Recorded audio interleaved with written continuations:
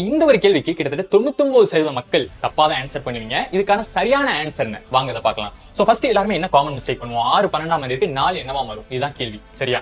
6 என்ன பண்ணா 12ஆம் வரும்? 6 கூட்டினா 6 + 6 என்னது நமக்கு 12ஆ மாறலாம்.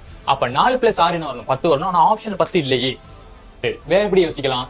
6 × 2 என்ன வரும்? நமக்கு 12 இருக்கு. சரியா? அப்ப 4 × 2 என்ன வரும்? 8 வரும். 8 ஆப்ஷன்ல இருக்கு, அதுவும் இல்ல. அப்ப என்ன சார் கான்செப்ட் அப்படின்னு கவனிச்சீங்கன்னா நல்லா கவனிச்சுக்கோங்க.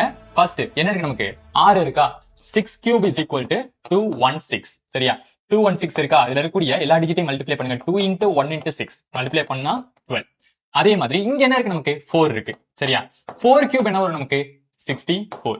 சோ இதுல இருக்கக்கூடிய டிஜிட்டை மல்டிப்ளை பண்ணுங்க. 6 × 4 என்னப்பா? நமக்கு 24. சோ 24 ஆப்ஷன்ல இருக்கா? இருக்கு பாருங்க. சோ ஆப்ஷன் பி என்பது நமக்கு சரியான விடை. இதே மாதிரி உங்களுக்கு இன்னொரு கேள்வி டிஸ்ப்ளே பண்றேன்.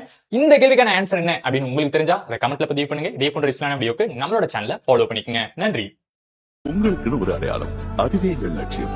பெராண்டா ரேஸ் பேங்கிங் மற்றும் கவர்மெண்ட் தேர்வுகளுக்கான ஆஃப்லைன் பயிற்சி.